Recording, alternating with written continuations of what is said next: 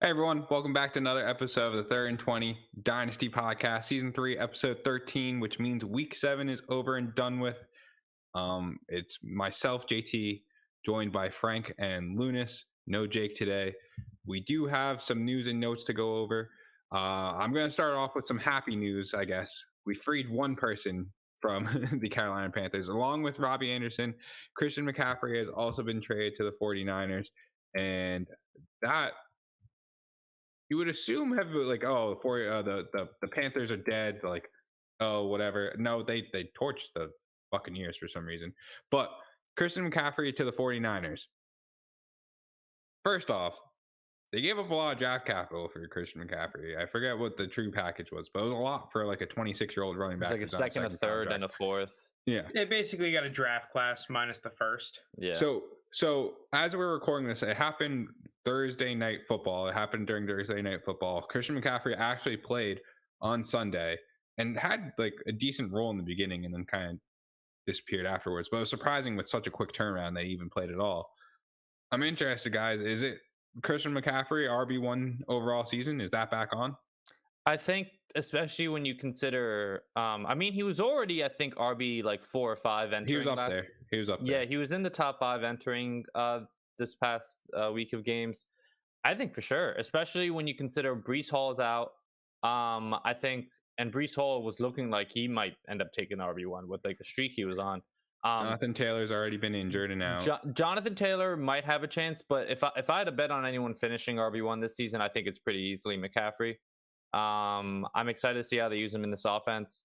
But I think McCaffrey was starting to heat up the final 3 weeks in Carolina and start to put up normal McCaffrey numbers. So I don't think it'll like jump too much higher than that because they still have other playmakers to get the ball to. They have Kittle, Debo, Ayuk. But I think it's generally a positive for him. You can think like more scoring opportunities, more chances for touchdowns. But I think in terms of just like total touches, they'll stay similar, which as someone who has McCaffrey, you should be okay with that because he was already putting up absurd numbers. Currently, the top 5 are Eckler 1, Chubb 2. Oh, Eckler might be 1. Yeah. Barkley 3, Josh Jacobs 4, actually, and CMC 5. Yeah. And is that after this week where he got like limited touches? Yeah. So before this week he may have been 4. Yeah, I think he has a decent shot to finish RB1. If you have McCaffrey, you should be happy. For me, unless either of you two want to say something on McCaffrey real quick, I think what's interesting for me is like Deontay Foreman, and how you should value those guys. Yeah, truthfully, like McCaffrey was good before. He's going to continue to be good. Yeah. Well, what about Elijah Mitchell? Well, yeah, that's what I was going to say. I think the other backs are kind of what's more interesting. Because what I'm curious about, right? Because I wanted to go back and look at Devontae Freeman with the Falcons, right? 2015, 2016, I think, as well as 2017. He was the running back. 2015, he finishes the RB1 under Kyle Shanahan. And initially, I was a little bit concerned. I have CMC in one league, and the reason I was concerned was when CMC was nasty with the Panthers, the guy was on the field 98% of plays. It was something like ridiculous, right? And honestly, unsustainably ridiculous. So I wanted to go back and see, well, what were Devontae Freeman's snap shares when he finished RB1? And he was actually higher than I expected. 88, 90% of snaps. But the big question mark for me is what is going to happen with Elijah Mitchell's role? Because what if Shanahan sees, oh, I have another Tevin Coleman, Devontae Freeman-esque scenario. I think we can all agree that CMC is better than Devontae Freeman. But just because CMC is that nasty, does that mean that Elijah Mitchell is going to be completely relegated, or can he be a guy that has some sneaky productive finishes? Early quick answer. I think he's going to be a guy while CMC. I think he'll actually be and have a role in the offense as kind of the secondary back. But he's going to be a guy that, like, on a lot of weeks, you're kind of banking for a touchdown, in my opinion. Because I think there's going to be a ton of weeks where he ends up with, like, 35, 45, somewhere in that range, 35 to 45 total yards. And it's like, if you don't end up with a touchdown on that, like on passing downs, McCaffrey's going to be in. for the heavy majority. I would say that's the number where I expect it to be 90% plus, like on passing downs. And so there's going to be a ton of weeks where like maybe Elijah Mitchell finishes with like 8 carries for like 40 yards. Yeah, I think you're going to see a lot of like week 3 through 6 of Michael Carter. I'm looking at stats now. Where I think that's just a good like, comparison. Yeah, he's kind of just in for a spell. Like maybe he'll come in for a drive or two. I mean, Michael Carter still had like 40% snap share, but like he didn't really exceed 10 carries during that time. I just think Elijah Mitchell is just that clear case of like, this is why you get out on the later round running backs when you can. I mean, Michael Carter again is another example of that. James Robinson is the only one who doesn't die. Well, I mean, even we'll talk about him. He lost shortly. the main role to ETN before he got traded. Yeah, we'll talk about him shortly. But I just think Elijah Mitchell, like when you compare Elijah Mitchell to the likes of CMC, Debo, Brandon Ayuk, George Kittle, like they're going to want to get those guys the ball just way more than Elijah Mitchell. Like if this offense is running efficiently and like productive and is actually a good offense, it's going through those 4 guys. Elijah Mitchell is not. He's just an afterthought. Yeah, exactly. And if you're hoping for like, oh, maybe some goal line carries, they don't give them to McCaffrey. Who do they always give those to a lot? Debo gets a lot of them. So it's not even like any that's not going to McCaffrey is going straight to Elijah Mitchell. It's going to Debo. So what I will say with Elijah Mitchell, though, is I think he automatically becomes the most valuable handcuff in the league, considering McCaffrey's injury history. Because I think if McCaffrey gets hurt, I expect Elijah Mitchell to produce very good numbers. But while he is healthy, I think JT nailed it. It's going to be kind of similar to a Michael Carter situation. But like we see, McCaffrey's only getting older. He's had an injury history. He's been healthy so far this year, but we'll see how the rest of the season goes. Maybe the 49ers try not to like give like 25 touches a game so that he can kind of stay healthy. They stick between 15 and 20, which is where I think those 7-8 Elijah Mitchell carries are going to come from. But it sucks because I actually really liked Elijah Mitchell, and I have him in a different league, and I was high on him. But McCaffrey signed long term, and they just traded a ton for him. Well, what I kind of see happening with this offense potentially is that Elijah Mitchell is someone who can be a flex player, similar to a Tony Pollard type role, like JT said, the Michael Carter type role. And the reason why this could be interesting from my perspective is the CMC trade. To me, I think that they're going to run the ball more now in San Francisco. And if anything, that game against Kansas City proved that that's how they have to win if they're going to play up against the big boys. You're not going to go up against the Kansas City Chiefs and the Buffalo Bills and these nasty quarterback, insane driven offenses and go point for point with them. You need to go the grimy, kind of like that Saints route where you have these long, drawn out physical possessions, and you have to do that by running the football. And I just think that Elijah Mitchell, for me, is a little bit too talented to just go by the wayside. I think he's closer to a Tevin Coleman than he is a complete backup Joshua Kelly-esque running back. I mean, Joshua Kelly means he's useless. I don't think he'll be useless. So I don't think that, but I do think the thing you said in the beginning, I think when you said like a Michael Carter, Tony Pollard type role, I think those are 2 different roles. I don't think Michael Carter is in terms of more usage than roles, right? The amount of touches that they're going to see. I think that's fair. The thing that's kind of hurts him though is I think all those touches are going to be carries. Like Pollard gets a lot of those like receiving kind. I think with Elijah Mitchell, you're going to see them being carries. Man, it's tough to judge because I don't know how much they're going to split out McCaffrey like in the like. I wouldn't be surprised if a lot of like, maybe I'm wrong. Maybe Elijah Mitchell is more useful because they have McCaffrey in the slot a ton and Elijah in the backfield or whatever. Like you don't know how Shanahan's going to use these guys. He's super creative with his offensive players. So stuff to judge. I want to see them together, and I won't even judge like off the first game with Elijah Mitchell because it'll be his first game back from injury. But it's a tough position for him. Yeah, I just think that there's going to be more plays and more production out of this offense now that they have CMC and what he can do.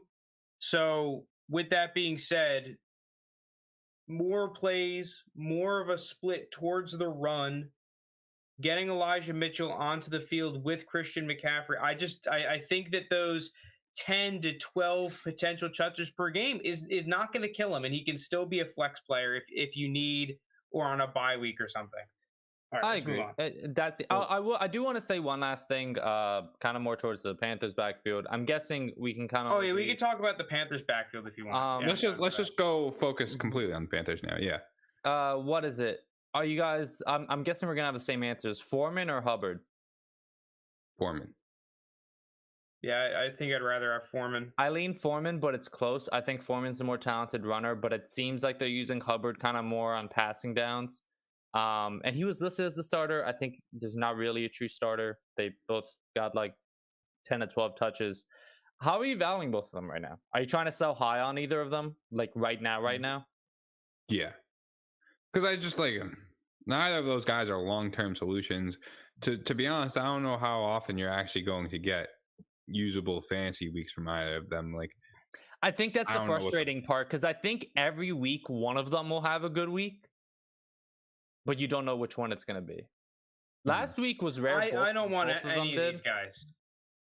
I don't want any of them. Are you selling? Okay, so I'm selling them all. Foreman. I'm with JT. I'm selling them all. You want to know why? Are you selling for like a late third? Dude, don't get it twisted. This is a bad offense. This is a bad offense that got lucky as fuck that the freaking Bucks, not the Panthers, can't do anything either. And they could do less things than the freaking Panthers. You know, Mike Evans is dropping wide open touchdowns. I mean, everyone on the Bucks is dropping basically every pass. Rashad White, Fournette, everyone was dropping passes. The O-line isn't playing well. Punt City. They were turning the ball over on fourth down. That was, I don't know the stats off the top of my head, but I can basically guarantee you that was one of the highest amount of offensive snaps that the Panthers had was last week, and they are near the bottom in offensive snaps for the total year. So what am I going to bet on? The one game where they held the team to 3 points and the other team's offense literally couldn't do shit, or the entire length of the season up until this point? Respect PJ Walker. Well, he was named starter. Yeah, he was named starter. Who knew that's all DJ Moore needed? An actually half decent quarterback. And Terrace Marshall.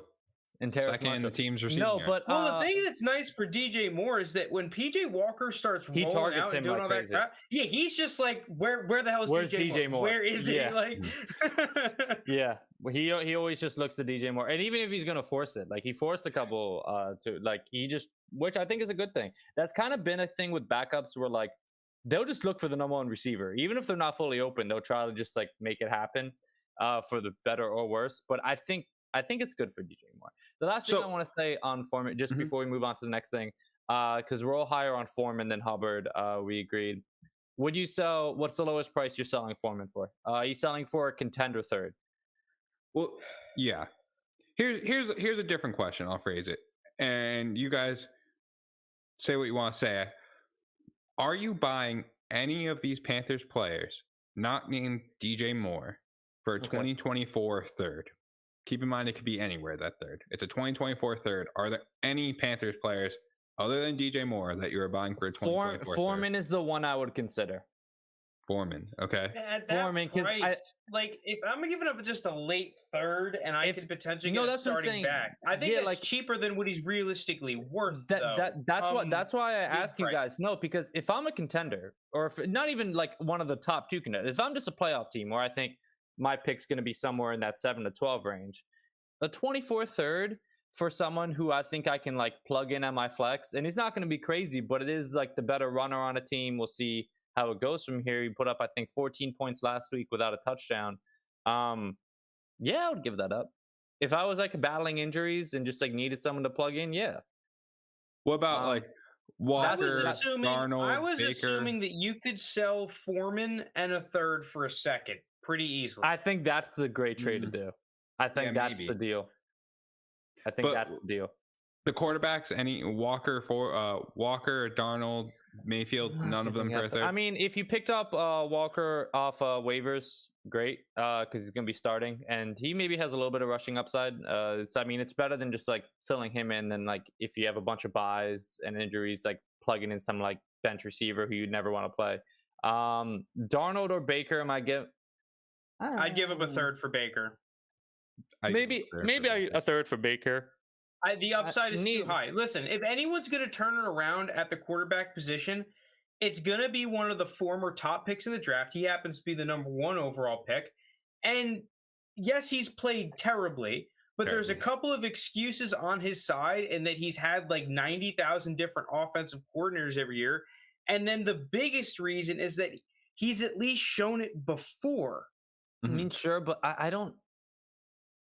Dude, we've seen a lot crazier. Look at fucking Geno Smith right now. I was going to point out Daniel Jones, but yeah. Look at Daniel Jones. Daniel Jones. Look at Ryan Tannehill.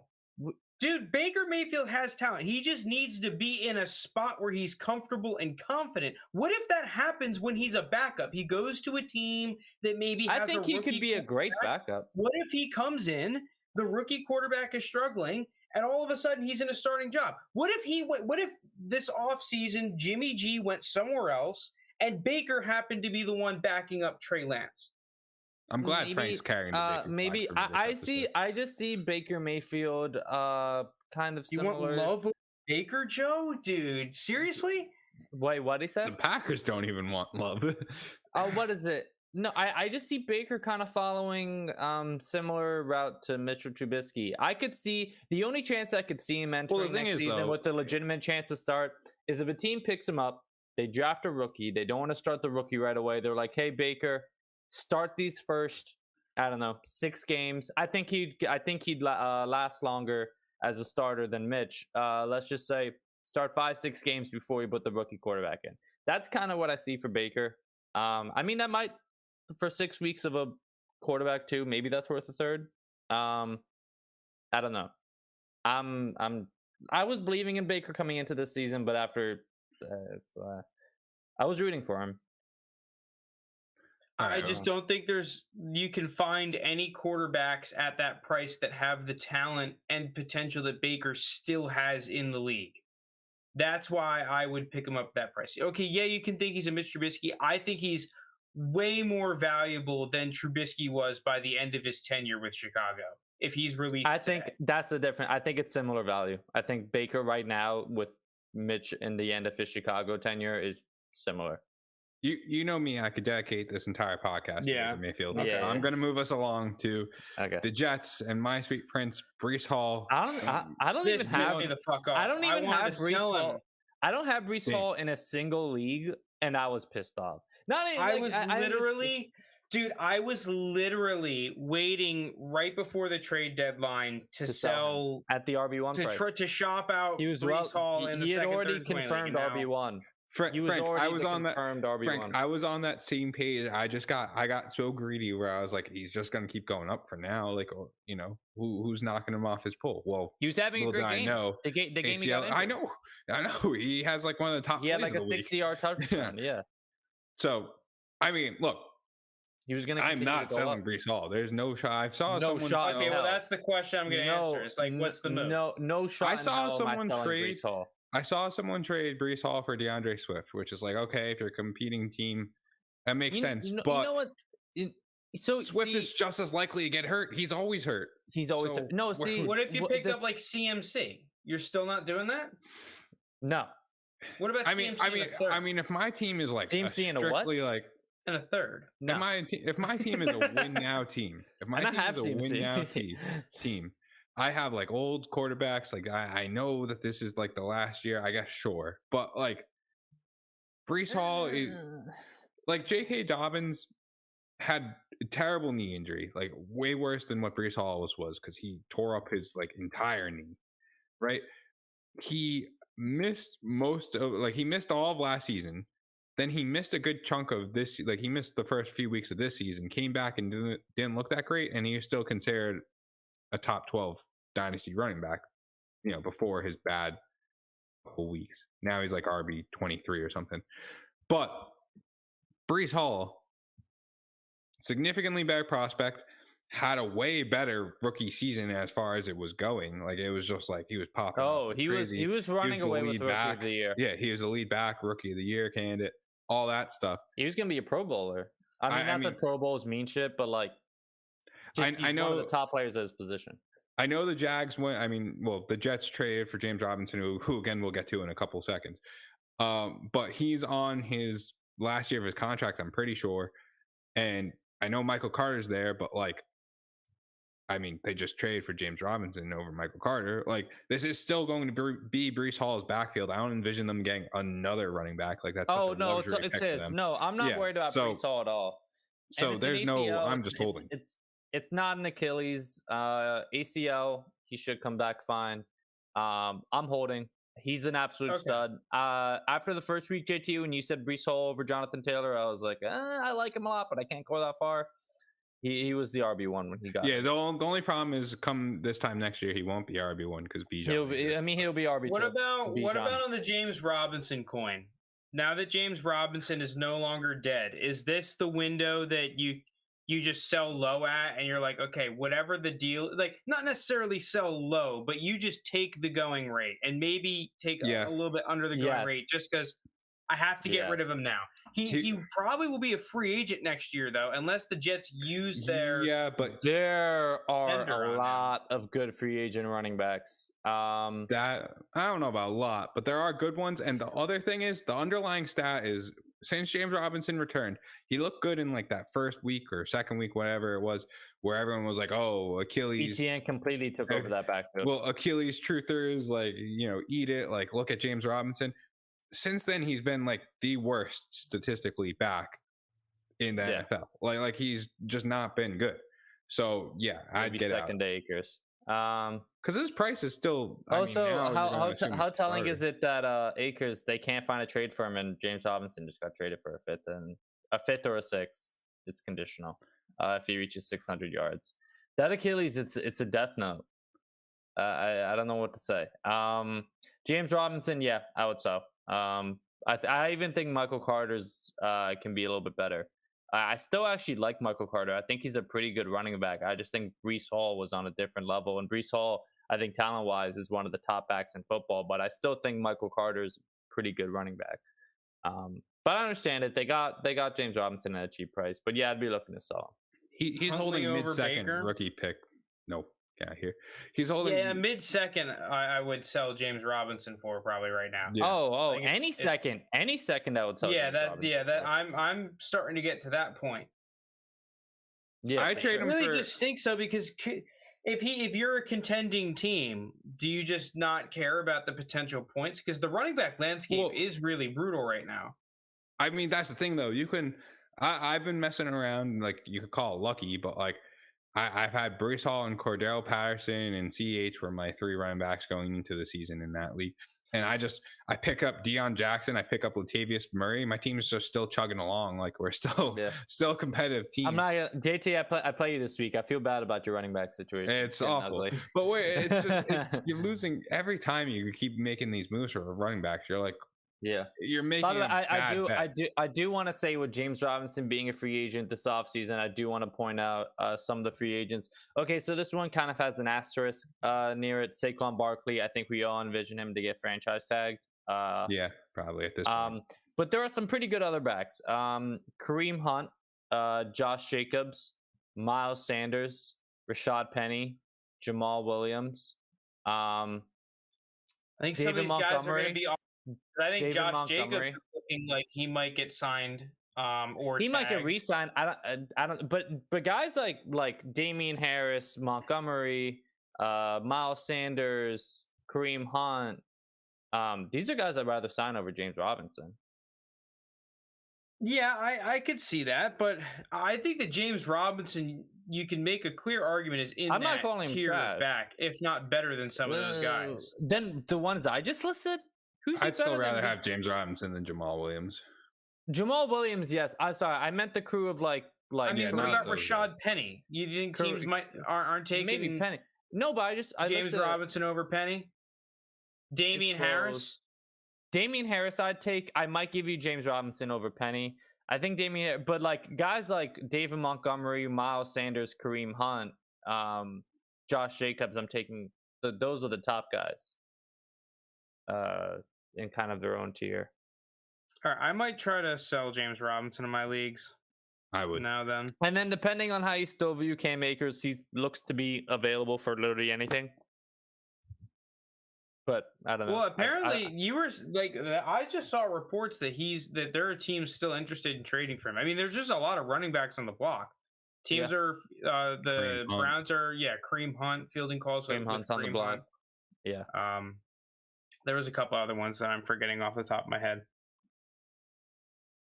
I'm be surprised. I'm surprised the Falcons haven't listened to offers for Cordero Patterson. He's injured right now, so it's kind of. I know, but when he's gonna be back, the Falcons are still. I know they're actually kind of in it because that division's trash. And this team, they passed the ball 14 times a game. The fact that they're in it and they haven't been using their past 2 top 10 picks like at all. They were down. They were down from the start. That team pisses me off so much. This was not in the news or notes, but I'm dedicating 45 seconds for me to rant right here. They were down from the start against the Bengals. From the start, they have a top 5 pick tight end. They have a top 10 pick wide receiver. They use their 13. Quarterback to pass the ball 14 times. 14. They passed the ball 14 times. Down like 18 points in the second half. It is the most frustrating thing. So I have a dynasty league where I think 2 drafts ago, my first round pick and my second round pick, I drafted Pitts and Freiermuth. Mm-hmm. I've been keeping Pitts in my starting lineup and just seeing Freiermuth just like outproduce him on my bench on like a weekly basis, and it's killing me. Because Freiermuth, he's not gonna blow you away with like a 25-point game, but he just consistently gets you like 10 or 11, and he's like tight end 9 on the year. And I'm the idiot still starting Pitts every week, who's like tight end. Well, yeah, like also because 41. the week that you start Freiermuth is like when Pitts is gonna break Hayward out. Happens to catch the touchdown and and nothing happens, or the Steelers just don't move the ball whatsoever, right? Like, and then Pitts like gets like a touchdown, like that. Yeah, that is the most frustrating. You need to sit Pitts because that's when he'll start. I'm close to it. I might just start Freiermuth this week over Pitts. Honestly, saying Arthur Smith should be fired immediately after last week. I agree. I think the only reason, but at the same time, the fact that they're like in the division race is going to keep him. But anyone could be. You could be. You could have 0 wins right now, and you still. The Panthers are a game out. The Panthers are 1 game out. So, I just think like at this point they're like, let's just ride out the season, get a good draft pick, and whatever. Like I don't know. It doesn't make any sense. It's so frustrating.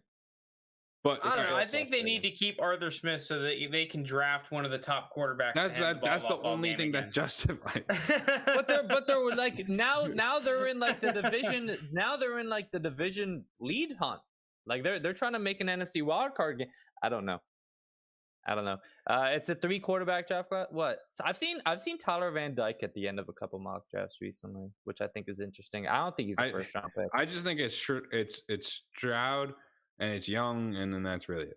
Will Levis has been in top 10s consistently. I just don't want. Yeah, I'm just getting into the film with Will Levis. I don't want to say anything yet, though. Let's move on, though. All right. Well, keeping with the Jets for one more thing, we could talk on this quickly. This was another one that kind of broke before the weekend. We're just recapping it. Elijah Moore allegedly may have outbursted on LaFleur, saying that he needs the ball more. He had 0 targets against.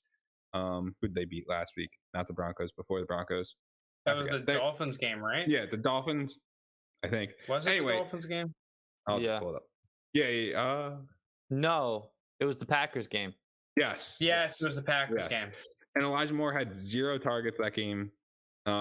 Jets fans are getting mad at Elijah Moore because they're saying he's had like some of the most targets in the team's history for a rookie, all this other stuff. Yeah. The quick thing I'll say, if fantasy wise, obviously you wish he goes to a different team. I think that's blatantly obvious. I don't expect it, but obviously you wish he would get traded to, I don't know, like Green Bay, whatever it may be. But realistically, he's probably not getting traded. You've got some nerve if you're Elijah Moore. Like, and I'm the type to shit on the Jets passing game.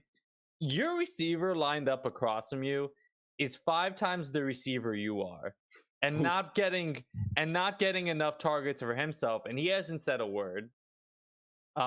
He's just happy that the Jets are fucking 5-2. Like, yes, he should be having more production. He's talented enough to have more production. I don't think their passing game is strong. But, like, who the fuck do you think you are? Garrett Wilson, Garrett Wilson's in a different universe than you. And he had, like, 3 catches for 12 yards last week. I don't know. It's just... It's Zach you're in Wilson, a second year. Zach Wilson is like, he can be really good, and then like, he could be awful. I don't understand. The passing attack has been bad. It's been bad. But like at the like, what are you gonna do? Like, it's maybe they'll lean on it more with Breece Hall gone. They'll be like, okay, Zach Wilson, you actually have to win us some games now. You don't have this stud rookie running back breaking off a 60-yard run. That's the other thing. They haven't had Zach Wilson specifically hasn't had to win any games yet. It's just like he's 4-0 and he hasn't had to win any of it. I know it's crazy. But yeah, I mean, like obviously Elijah was right. He should have more production, but at the same time, like him acting out about all that, I think I don't know. Hey, you guys are harsh on Zach Wilson. Isley in the chat. To be fair, Zach Wilson looks like a complete bust at this point. He's been like, bad. I don't know about bust. I really don't think he's been bad. I really don't think he's been bad. Dude, they don't throw the ball that much. Why do you think they don't throw the ball? They try to, but he goes 10 yards back. He's like spamming like if you had like the B or dude, circle. Have you seen their running attack? I mean, yeah, it's great, but have you seen that they're getting like 200 yards a game? Why should you go out and throw the ball 40 times? What's the point? You don't have to throw it 40 times, games. But like you get the ball, even with a good run game. Guys like Garrett Wilson and Elijah Moore should not be finishing the game with like under like 15 receiving yards. Yeah, because on the flip side, you would expect, okay, good run game that opens up for play action. That means Zach Wilson could, throw the ball down the field. The dude doesn't do that. Like we don't have that from. Instead, he drops back like 10 yards. He's always under pressure. He's spinning around like 3 times before he throws it away, or it's just like he's not comfortable yet. He's not like supplanted himself, and he's not making those. I don't agree with when Flacco looks better. Did you? Flacco did look better. Flacco looked better. No. Listen, I think Zach Wilson Zach Wilson can be better. I think Zach Wilson. Dude, you guys are just looking at the box. I think Zach Wilson. I'm not in agreement with that. I'm not in agreement. I think Zach Wilson will be better. Listen, you heard it straight out of Garrett Wilson's mouth. The receiver-friendly balls. One person has them, one person doesn't. I don't know what to say. They're also defense-friendly balls as well. Oh, like Zach Wilson doesn't throw interceptions. Oh, my bad. I forgot. Zach Wilson has 1 passing touchdown and 2 interceptions this year so far. I forgot. Oh, yeah. 2 interceptions. Really breaking the league record right there. If we extrapolate that on a 50 touchdown sample, that's 100 interception.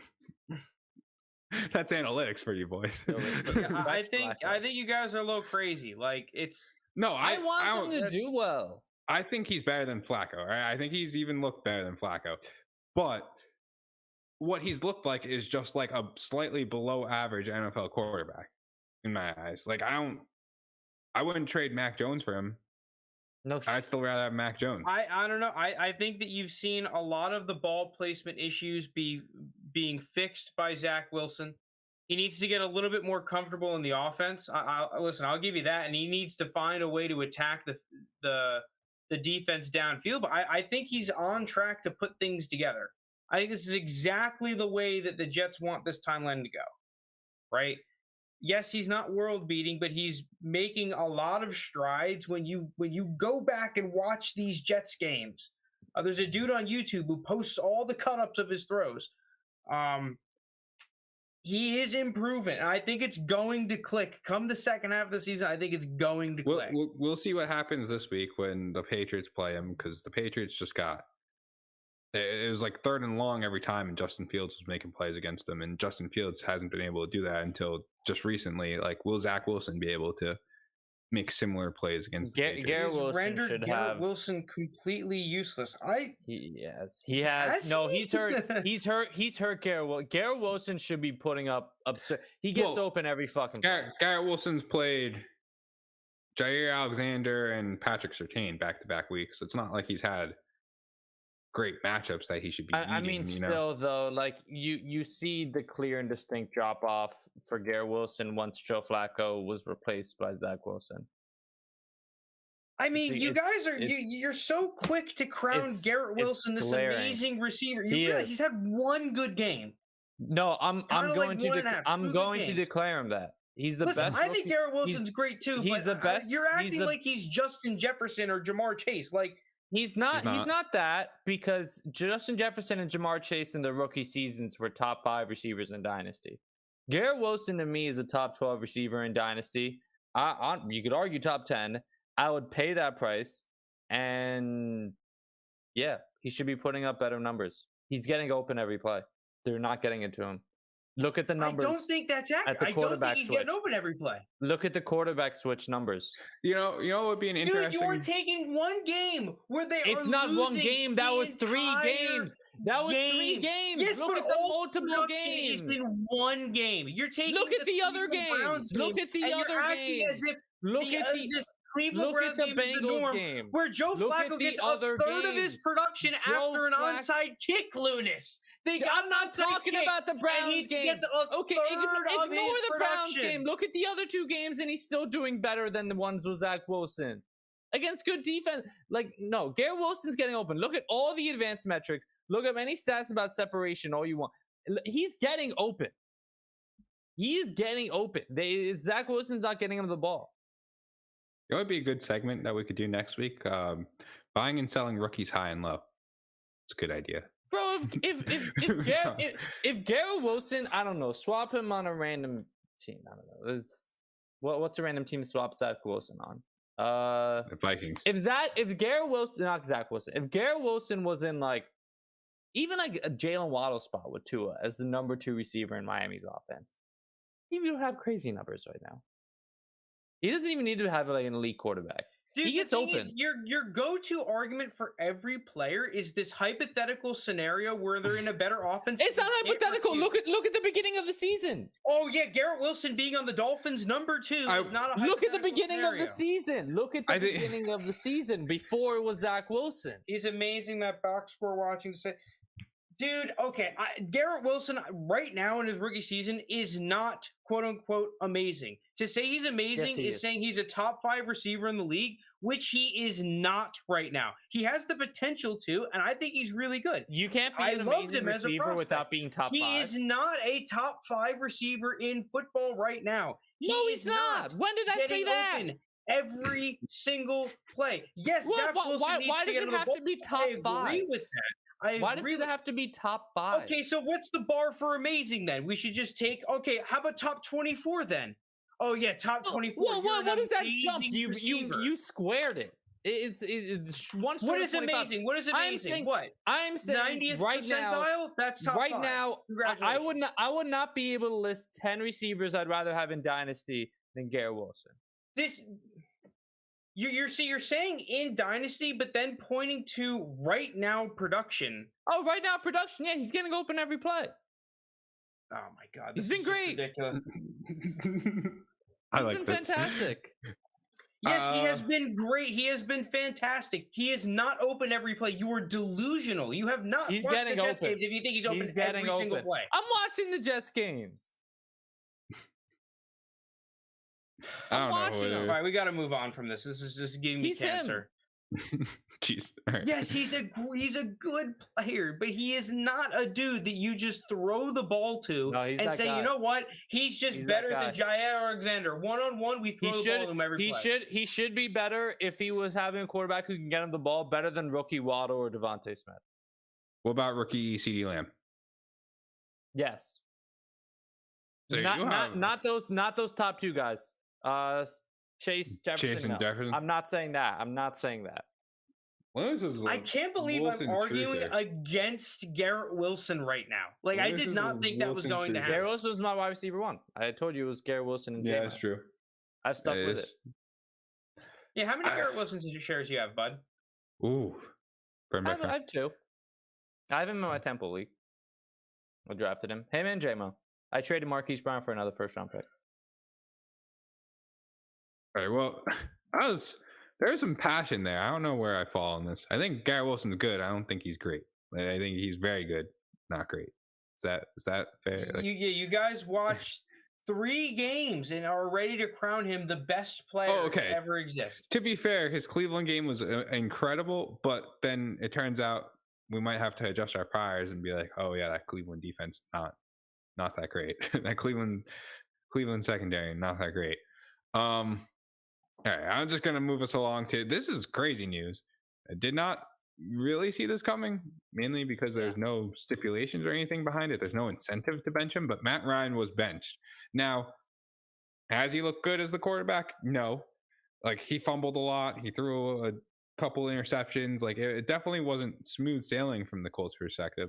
But, like, he's getting benched for Sam Ehlinger. I've seen Sam Ehlinger. He's washed. Let's just call it how it is. Matt Ryan was washed last year.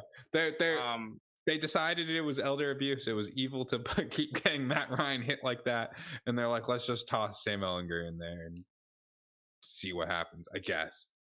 Well, I mean, I was basically last year against all of the this guy's wash, that guy's wash arguments, right? When people were going after, especially my guy Ben Roethlisberger. Yeah, but not Matt Ryan. Matt Ryan was washed last year, and he's just proven it this year that he's washed. He doesn't have the mobility to deal with this Colts offensive line right now.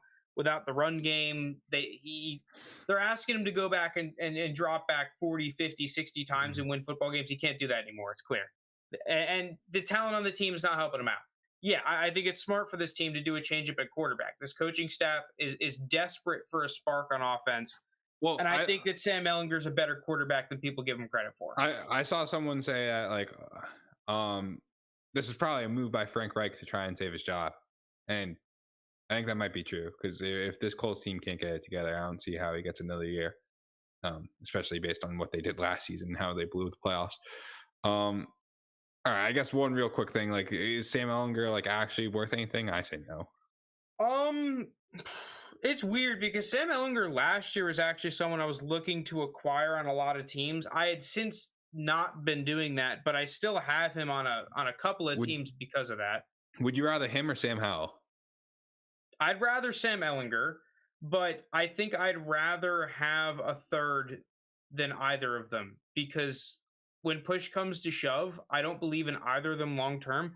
Although I think that Sam Ehlinger has traits that like when I looked at him as a prospect coming out of the draft, because he was, really hyped at first, and then all of a sudden he kind of fell off. He had decent numbers, but it's just when you turn on the Texas games, you're like, man, this guy's just not an NFL ready quarterback. But I like his throwing off platform ability. He's pretty athletic as a quarterback. His decision making is decent. He's played in big games before. I don't know. Like, I think it's a long shot, but there's a shot. I'd still rather have a third, just because of the risk factor. Like, what are the realistic odds that Sam Ehlinger pans out and is worth more than a third? Next to nothing. Yeah, sub 10%. Give me the third. Yeah. All right. I'm just gonna. I don't think I'm getting the third, but if I can, give me it. Are you saying it's just for rare? Sam Ehlinger. Yeah, easy. Okay, cool. Now I'll switch along to my Patriots, where last week on this podcast, I was a guy saying Bailey Zappe not actually good, not nearly as good as he's been advertised. I don't want anything to do with Bailey Zappe. I still like Mac Jones. Well, turns out Patriots were like, hey, Mac, after 2 3-and-outs, and then an interception, we're going to switch to Bailey Zappe. And immediately Bailey Zappe throws you a touchdown, and the Gillette's going crazy. He throws another touchdown. They're going nuts. The fans completely. Can I say, oddly enough, the Monday night game made me feel like, if I don't have any Mac Jones shares, but if I did, I would feel better about him after the Monday night game. Well, that's where I was going with it, because Bailey Zappe after that, once the second half happened, he turned back into a pumpkin. Like he was just I don't know what his stats read. I could pull them up right now. But even the touchdown pass to Jacoby Myers, the touchdown was a terrible pass. Completely underthrown on a blown coverage. I'm pulling up the stats now. Basically, all of his plays in the second half when they were down were just check downs to Ramondre Stevenson the whole time. Yeah, he was 14 for 22 for 185 yards, a touchdown, 2 interceptions. Yeah, it was even worse than what those stats say because they just couldn't do anything. Now, you can say, hey, he hasn't gotten the full time to work with this offense. He's still learning as a quarterback. Dude can only operate from shotgun still. Like, he's just not a ready yet quarterback. And I say, like, sure, maybe. But, like, we've seen Mac Jones. Mac Jones had a decent rookie year. He was able to bring the team to the playoffs. I mean, it really wasn't Mac Jones who did that. It was basically all the peripherals. But, like, he was a competent quarterback. And he was looking fine. I thought Mac Jones was fine before he got injured. And then all of a sudden we're writing him off for this guy who is not good. Like he just has not been good in the NFL, but he's kept close. He was able to beat the Lions, but I mean, anyone could have because the Lions scored literally 0 points. It's Mac Jones, guys. Bailey Zappe, Frank and I were talking about that rebuild league that we have where we somehow do have Bailey Zappe after picking up like all of the backup quarterbacks. And we're going to just try and mass offer him for a third. Now, do I think it's going to happen? Maybe not, but I'm just so out on Bailey Zappe, and I'm not necessarily in on Mac Jones because I think at the end of the day, Mac Jones, he's not a running quarterback. He's limited in how many points he's going to get you. It's probably going to be like 15 points a week. It's nothing special, but it's better than any wide receiver or, third-rate running back in that flex spot. So it's fine, but it's not exciting. And to me, I'm not really in on either, but it's just very clear cut that Mac Jones should be this starting quarterback. Well, that was going to be my first question, actually, is are you guys also mass offering Bailey Zappe for a third? But I agree with you, JT. And even worse than that, I think Bailey Zappe was like, he showed exactly why I'm not going to believe in him long term in that game. Because you look at probably his most major issue was that his ball placement at Western Kentucky was wildly inconsistent. And I think you have to look no further. There's a play where Tyquan Thornton destroys a guy at the line of scrimmage, right? Gets about 3 yards of separation. And that ball is thrown about 5 yards behind him right to the defender for a pick. Yeah. Brutal. I mean, that's an easy throw, right? That is an easy throw. Okay, maybe if you had the Kyler Murray level talent or you were Trevor Lawrence or whatever, or at least in college, you've shown consistent ball placement. Okay, maybe I can write it off as a one-off or, oh, he has so many other tools. We'll let those slip every once in a while. A guy like Zappe can't live in that world. And I'm just not going to believe in it. He looked horrible in that second half. Yeah. I mean, dude, he's really lucky. He's really lucky. He had a wide open throw to a guy that ended up, what was that, to Myers? That Jacoby Myers, who turned. It was a touchdown. He caught it, fell, and then like hobbled into the crouch. Then he had one really nice throw deep, which I'll give him credit for. It was an okay throw, but Devontae Parker all of a sudden turned into like Randy Moss. But then they started getting blown out. Everyone probably turns off the game, so they don't see this horribleness that was the second half. So his price will probably still be up on Keep Trade Cut, and people still might be interested. So yeah, I'm completely selling. Bet Wilson couldn't make that throw. All right, good jab, Isley. There. I see it.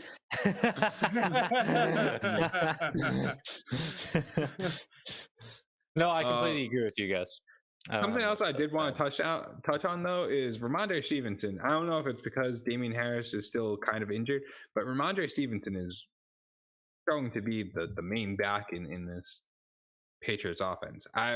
We kind of touched on him a week ago or maybe 2 weeks ago, so we don't have to like go in depth. I kind of just wanted to make the note of it. He had 11 carries to Damien Harris's 3. He had 8 receptions to Damien Harris's 1. 8 targets to 2, same kind of thing that we're looking at here. Now, it was also there behind most of the game, and Ramondre is the more long down and distance guy. He's the more third down, 2-minute warning kind of guy is how I describe it. But I just think there's way more upside from Ramondre Stevenson than there is Damien Harris. And I think Damien Harris, I'd be completely out on it at this point. The problem I have with taking that game from the Patriots offense outside of just who's going to be playing quarterback to literally is that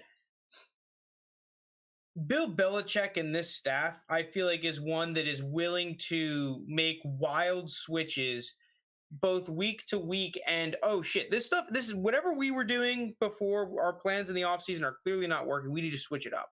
I wouldn't be surprised if that happens, and especially if you get isn't that pass catching back for them, Ty Montgomery? Isn't he coming back at some point?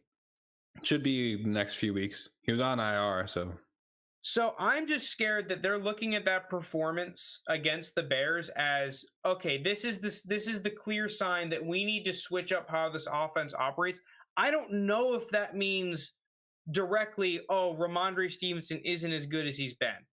But nonetheless, the way this offense has been Ramondre Stevenson, you're going to get a fuck ton of points. You're going to get a ton of catches, a ton of carries, a ton of checkdowns. I just don't want that to change. And because the Patriots are losing, I think that something on this offense has to change. Fair enough. Moving us along now to just some quick injury news. That Patriots limited by a second-string janitor as OC. Yeah. Mean, but yeah. And you can't convince me that what's his name? Steven Belichick? Is that his son's name? I'm pretty sure it's Steven. You can't convince me he's actually like the best person for that job. He's clearly just there because he's Belichick's son. But that's a story for, I don't know, maybe I'll start a family podcast. All right, some quick hitters right here, and then we'll get into our last segment. DK Metcalf avoids major injury. Like, he doesn't need surgery from this knee injury. It's a patellar tendon thing. I don't know any specifics, not a doctor kind of thing, but apparently it's good news in that it wasn't that kind of. Did it say? Did they give like a week estimate? I think I saw 4 weeks. 4 weeks. That sounds reasonable. That's not great, but or like a 4 to 6 or one of the like a month, right? Month and a half. You'll get him back for the playoffs if you make it, but it's Well, who was that? There was someone. Was it Goodwin on the Seahawks? It was looking really Marquise good. Marquise Goodwin. Like he could be a nice little waiver shout. I'm not willing to go all the way in yet because I don't know what's up with this Chargers defense, but it's not nearly as good as it was for waivers. Yeah, sure. Marquise Goodwin. Oh yeah. I'm fine picking him up on waivers, but he's a fine just speculative ad. But who knows with what the Chargers defense has been. Okay, wait. Belichick finally getting a taste of his own medicine. I will say Ramondre looks like a beast. Would you pay a late first for him? No. I like Ramondre. No. I'm probably the biggest guy on Ramondre on this pod, and the running backs in next year. I'm not paying first. Yeah, you would not be Patriots running back who isn't like a Saquon type level. And if I'm looking at it from the other perspective, right? If I trade Ramondre Stevenson right now for a first, I don't think I would have much regret. Like even if it was a 2024 first, I don't think I'd have much regret. Like any first. Damien Harris looked great a year ago. Or like 2 years ago. Forget that they were close to signing Leonard Fournette until Tom Brady made a phone call, and all of a sudden, 3 days later, he's back in Tampa. Yeah, no, we see with New England, they'll revolve them in and out. It's a guy for a year. Well, it's not only that. Like, let's just think about this rationally. Right? Let's play a Lounis game.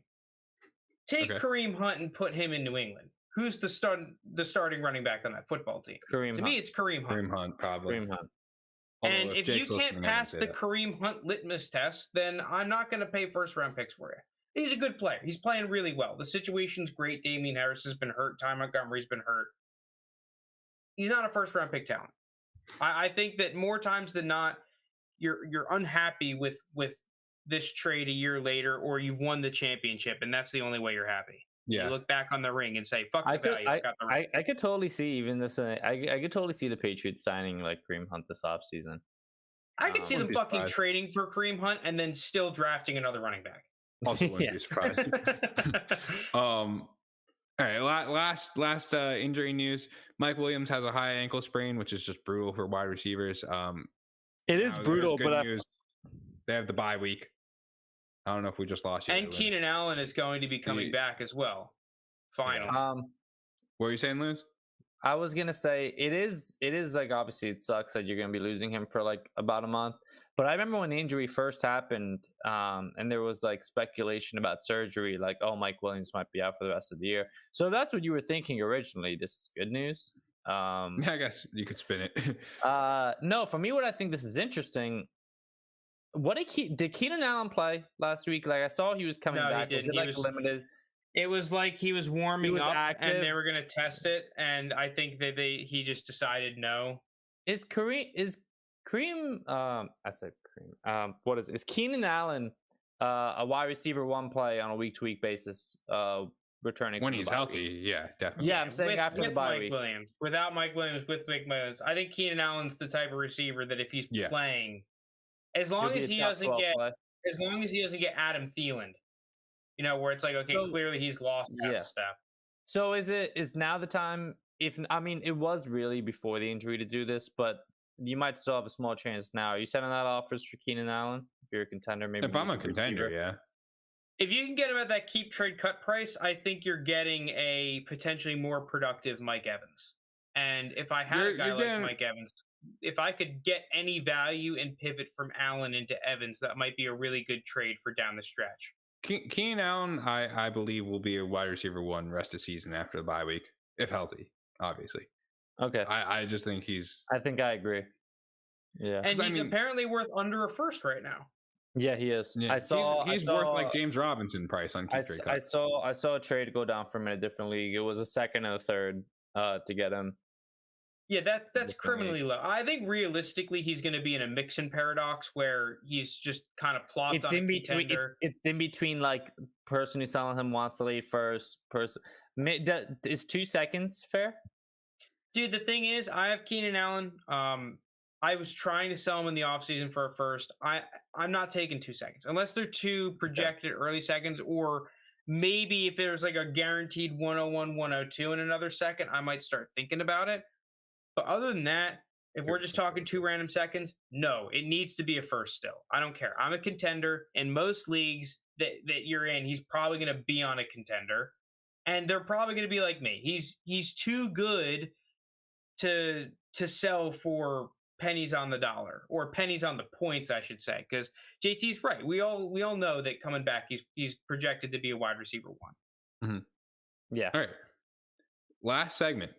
Trades the NFL is doing. Now, this is interesting because I looked back last year and there weren't that many NFL trade deadline trades, but already we were seeing some big ones starting to heat up. We had the Christian McCaffrey, we had the James Robinson trade, and it's looking like on the defensive side of the ball, I think the Cowboys just traded for a defensive tackle. Bradley Chubb might be getting moved.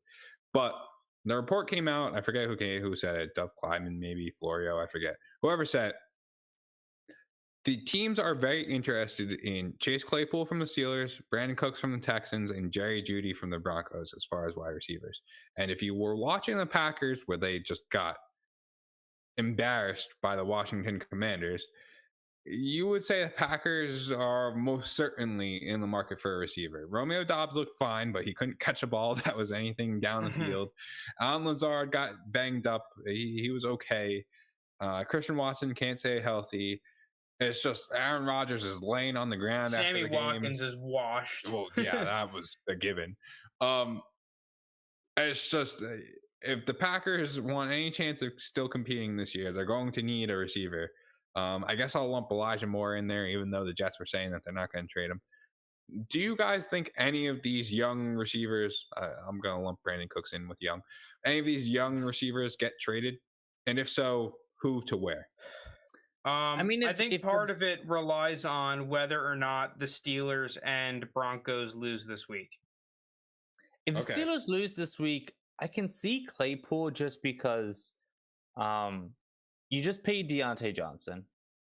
Albeit it is a short deal. Or shorter deal. I believe it was a 2-year deal. Correct me if I'm wrong. So including the season. No, I think it was a 3-year deal. I'll pull it up. Maybe it was a 2 or 3-year deal. You're right. It was a shorter deal. So so including this full season, he is 3 or 4 seasons plus. 2 years. So it's this season and 2 more years. They just drafted Pickens, who he looks great. And they do have other holes on their team. I kind of find it hard to see that they would want to extend Claypool, who I believe next season is the last year on his contract.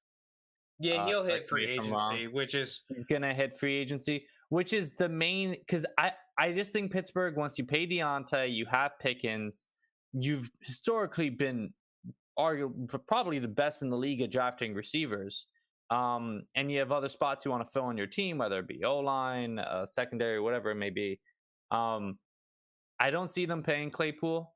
And so that's why I think he's the most realistic to get traded.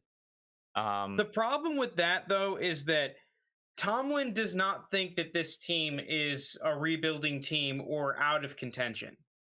I actually think he has merit in saying that. No, I do. Dude, this defense with practice squad players and things has really stepped up and has played really well against some good offenses. I don't think offense just needs to score 21 points and we can win games. Right? I know. Like 20 points. Give me 20. And I don't think that's necessarily like a rebuilding move. I think what, like, for example, obviously it's a whole different tier of player. I'm mostly just talking contract situation.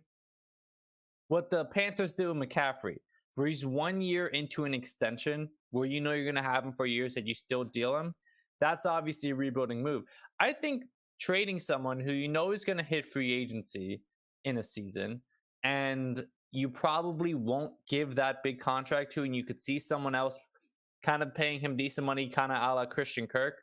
I don't think it would be similar numbers, but just kind of like a similar situation. I don't think that's a rebuilding move. I just think that's managing assets. Well, then what's the price that you get for Claypool? Because I agree. If you're going to get, let's say, 2 seconds for Claypool, yeah, I'm accepting that deal. But yeah, that's the problem. That's not happening. So if Claypool does get in the NFL, right? Not fantasy. Yeah, in the NFL. Yeah. NFL, okay. The problem is that if you're not getting at least like a second, then it's probably worth just holding on to him, letting some team pay him, and getting that 3rd round comp pick. Is it going to be a 3rd round comp pick? I mean, if you and I both think he'll get paid in free agency, at least a Gallup contract. That's got to be a 3rd round comp pick with that contract. That's a fair point. I didn't think about the comp pick aspect of it.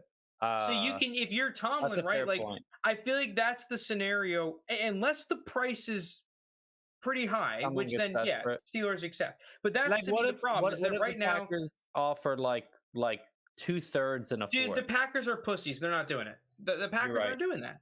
You're right. They're not offering a second plus. They're coming out here and they're going to try and do a deal that looks super pretty so that the fan base is happy so that they can lose in the NFC Championship again. That's all they care about. Atlanta got a 2nd and a 4th for Julio and a 6th. I don't think it's ridiculous to say Claypool gets you something. You got to pay him though. That's the problem too. Is that you're going to have to pay. Yeah, but the other argument is Julio didn't look like he was already dealing with injuries, and he was old, and it wasn't like his contract was cheap. So I don't think a 2nd and a 4th for Claypool is out of the question. Claypool on the late pick. But yeah, so I think with both of these teams right now, they both think they're contenders. So unless the price is one of those prices where it's like, yeah, clearly we want to get this because there's a good chance we won't re-sign these guys. They'll do it. But on the other hand, if they both lose this week, which we just saw the Broncos openly say, okay, we'll start trading guys like Bradley Chubb, who they probably won't re-sign with their depth at defensive line. Well, if they're open to trading him, why aren't they open to trading Jeudy? Because it sounds like a similar scenario. If you're not going to pay him, then you'll trade his ass too. So to me, most likely scenario, Broncos lose, Jeudy trade. Okay, so you think Jeudy is the most likely? I think Judy's a fair thing to bring up after we saw the report today about the pass rusher. I'm forgetting his name off the top. Bradley Chubb, yeah. Bradley Chubb. They just said, and he's like a stud. If they lose this week, they're gonna try to move him. If you're doing that, at that point, no one's kind of off the table. I think the other thing too is that at least Claypool has kind of shown he can be productive for the Steelers. I think Jeudy, it's kind of just been all, just only flashes here and there. So if you're talking about like okay, a coaching staff that's like, okay, maybe this guy just isn't worth the draft pick he was paid for or what he's all hyped up to be. I think it's more likely to happen with Jeudy. Then the problem we have with Cooks is that the Packers came out and said that they want a guy on a rookie deal. So yeah, but are the Cooks Packers the only team in the market? Like, what about the Ravens, for example? The Chiefs. The Chiefs. This is interesting. The If we're not Rams. The talking Giants? about the Packers, The Rams, the Giants. and I you don't have, like- but the thing is, you have Odell in the question as well, who I think teams might be waiting to see what happens on before Teams pulling the definitely trade. are waiting for Odell. yeah, but you don't because have the luxury Odell- to. You don't have the luxury to wait because the deadline's in a few days. So you kind of. What yeah, for the it's a trade? For the gamble. trade. For Yeah, the trade. Wait, it's the a gamble. deadline's in a few days. I thought it was next week. It is The next trade, week. yeah, the trade deadline. The trade deadline's in like a week, so you don't really have a whole lot of waiting. So time is there a luxury set to of see. games before the trade deadline or no? Yeah, Yes. it should be. I'll This just weekend's pull up- games. Okay, so yeah, okay. I didn't know if I was being an idiot with what I was Yeah, saying or no. not. It's No, gonna be. It's gonna be like not tomorrow Wednesday, but like next week Wednesday. Okay. Hamler is available as well. November. See, the 1st, thing is, 4 I just feel like, okay, if we're starting to play GM now, Jeudy fetches a way higher price than Hamler, rightfully so. So you just trade him and say, okay, well, we have Hamler as our replacement, a potentially Tyler Lockett-y kind of guy that fits that moon ball that Russell Wilson throws, right? A nice little speed receiver. That's why I just think if we're talking about a receiver trade, if the price is, let's just say, a fair price, then Jeudy makes sense. I think the Steelers way, want to keep Claypool. Another factor for Jeudy, you were bringing up Hamler. I'm not even thinking about him. After the season, they just extended him. Tim Patrick is a decent receiver. I don't know, dude. I think that they're going to look back at that extension and be like, dude, yikes. Maybe the extension, but he's a better receiver when healthy than Hamler. As much as Dude, to me, this is like Cedric Wilson getting paid in free agency. I feel. Whoa, like, Tim Patrick is better than Cedric Wilson. He's on Tim yeah, Patrick but after a major injury, will he be? That's yeah, fair. but I mean, that's fair. I'll wait to see till after the injury. It's an ACL tear. Am I wrong? yeah, that's correct. It's I thought he'd like destroyed his knee. I mean, it might be more, but I think I thought it was like the whole shebang. If it's just a standard ACL tear and not like MCL and like other things, it's just standard ACL tear. If he comes back looking like how he was when healthy, Tim Patrick is a good receiver.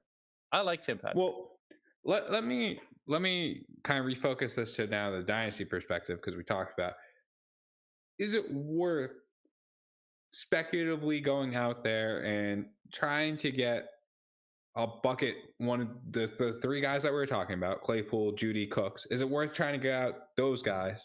And then a different bucket, is it worth trying to get the other pass catching targets that might be there if that main guy leaves? KJ Hamler, Nico Collins, Greg Dulcich. I don't know. I guess Pickens and Deontay Johnson will be the main guys. I feel like Pickens' price is already high. Okay, yeah, this is what I want to talk about, right?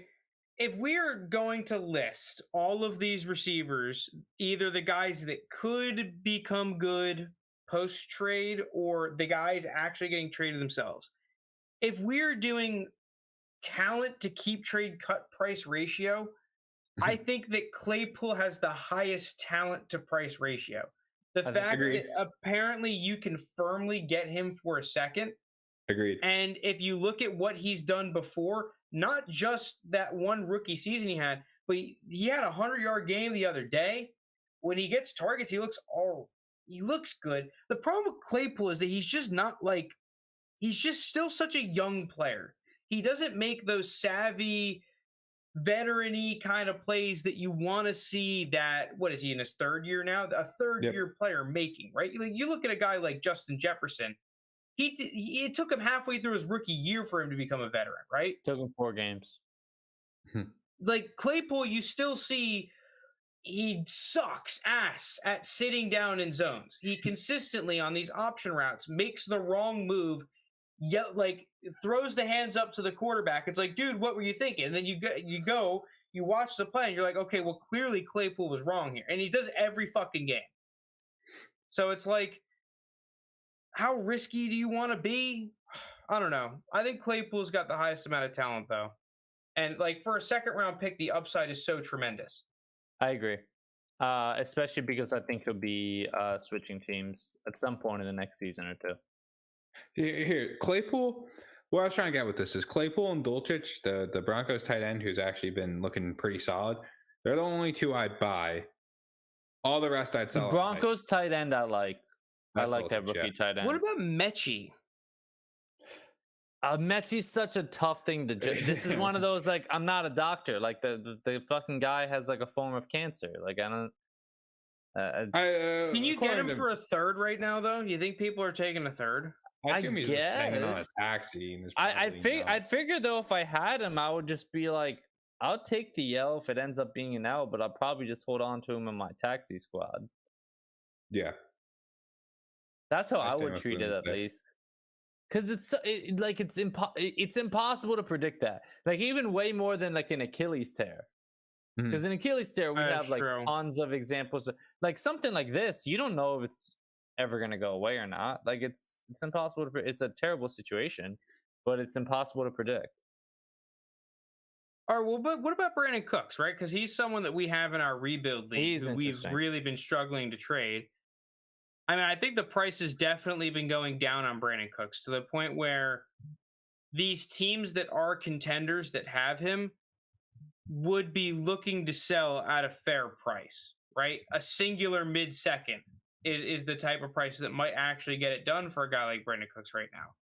Are you willing to take that gamble, either hoping he gets traded or nonetheless, like him just being productive the second half of the season?